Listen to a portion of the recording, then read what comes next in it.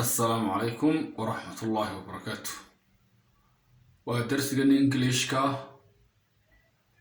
وإن ما أنت كهذا إن شاء الله تعالى استعمال الدافع تواوين وروح نوصل لقنا أفك إنجليش كا ألف بيتيسا أما ألفابيتسكيسا أنا ليه هاي لبوي أو لقرة ويلي را capital letters أو فرتواوين يوي كلا را small letters. haddaba waa maxay isticmaalka farta waaweyn mar walba lama isticmaalo sida caadiga ah qofku markuu wax qorayo farta yar buu isticmaalayaa laakiin sometimes ayaa la isticmaalaa farta waaweyn saadaradeed haddaba waxaan insha Allah qaadan doonaa some uses qaar ka mid ah isticmaalada of capital letters farta waaweyn meelaha lagu isticmaalo qaar ka mid ah okay capitalization ama farta loo weynayo isticmaal waa la isticmaalaa sometimes mararka qaarkood when we are writing and qorayno sentences jumladaha Englishka ama jumladaha so sidaa daraadeed some of its usages isticmaaladeeda qaar ka mid ah are given below hoos ayaa laynoogu qoray ama hoos ayaa laynoogu siiyey aan ku celiyo some uses isticmaalada qaar ka mid ah some use استعمالها قار of capital letters فرت واوين استعمالها فرت واوين قار كميدا capitalization فرت لواوينيو السيوس الواحد لاستعمالها sometimes مرة قار كود when we are writing مركي أنقرينو sentences جملة لها so سيدات راتي some of the usages قار كميدا استعمالها are given below hoos ayaa laynagu siiyey number 1 ama isticmaalka koowaad waxa weeyaan we use capital letters farta waaweyn waan isticmaalnaa when we are starting markii aan bilaabayno sentences jumladaha markii aan bilaabayno we use waan isticmaalnaa capital letters farta waaweyn when markii we are starting aan bilaabayno sentences jumladaha. That means taa macnaheedu waxa weeyaan when we want markaan doonayno to start inaan bilowno a new sentence jumlad cusub the first letter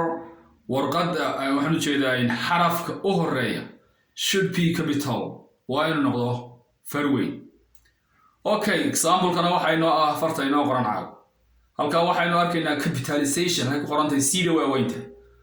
siidu waa far weyn bay ku qoran tahay halkaasuu qof kasta ka arki karaya marka farta weyn maxay sheegaysaa waa jumlad bilowgeed hadal baa la bilaabay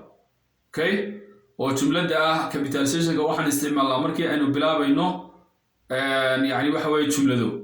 hadalka waxa lagu bilaabay si weyn because waa a new sentence waa jumlad cusub isticmaalada number 1 ka markaan hasano w ga horeeya w as waa capital weya we use halka w as waa capital weya okay استعمالك number 2 ga ama ka labaad aan ka dhignay waxa weeyaan we use capital letters ku waxaan isticmaalnaa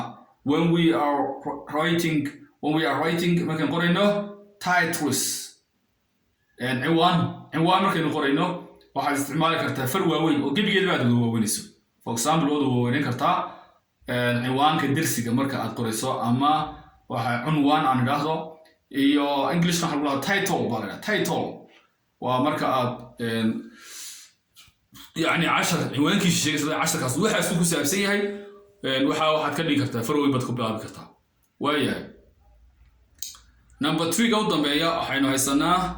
we use one isticmaalaa capital letters farta waaweyn when we are writing markaynu qorayno proper nouns magacyada waxa weeye gaarka loo leeyahay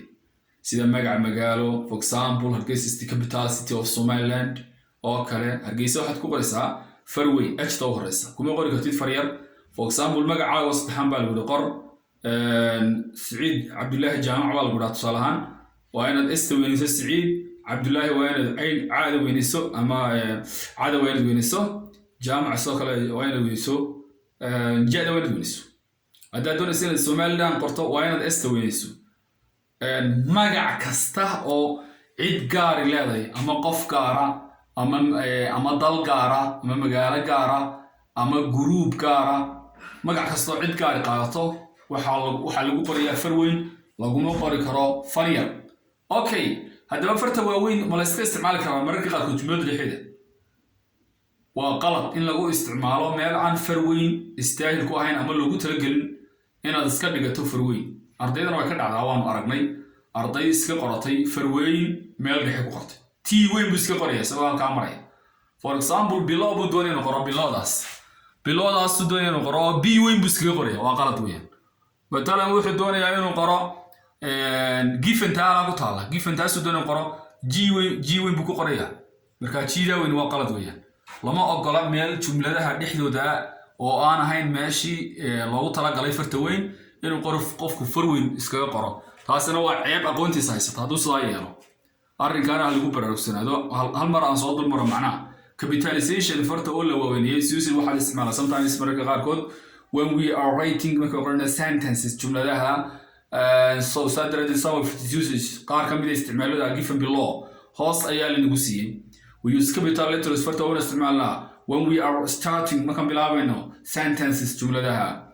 that means that macnaheedu waxa weeyaan when we wanted to start markaan doonayno bilowno a new sentence cusub, the first letter يعني حرف هورية should be capital وإنه نقدر فروين. Okay, صالنا واحد بسوق قادرنا وحنا كقادرنا جملتين نقرن بينه صار كذا. We use capital letters فرت وين استعمالنا when we are writing